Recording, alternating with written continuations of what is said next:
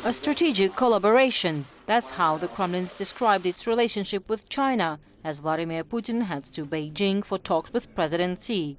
The Russian leader says their strong ties contribute to the stability of world affairs. But as well as geopolitics, over 30 economic agreements are on the agenda, both governmental and corporate, focusing on financial, industrial and agricultural cooperation. It may not look like much yet, but this is one of these major projects, a high-speed railway set to link Moscow and Kazan. The China Development Bank is expected to provide a credit loan of about 6 billion US, and it's expected that 80% of the road will be built by Chinese companies, so it's Chinese equipment, maybe even Chinese labor, but China will provide the financing for the deal. Also on the cards, a liquefied natural gas plant for which Moscow also hopes it will get funding from Beijing.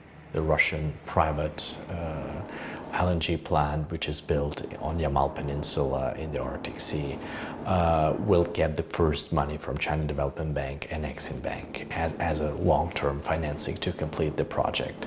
Another significant project could be a large grain terminal in the Russia's Trans-Baikal region to help increase supplies of wheat to China.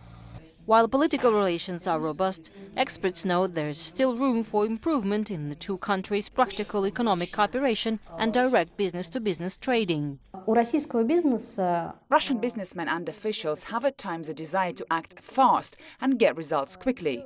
They want things done now to show results. Here's what we have, let's do business, they say.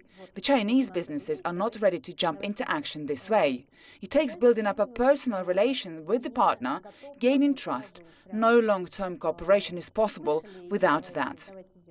But it's not just business. President Xi Jinping and President Vladimir Putin will also discuss cooperation between Beijing and Moscow within the United Nations, BRICS and the G20 frameworks.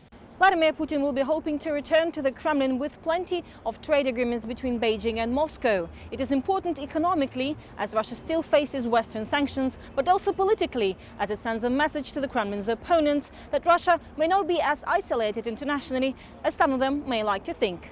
Daria, Bondarchuk, CCTV, Moscow.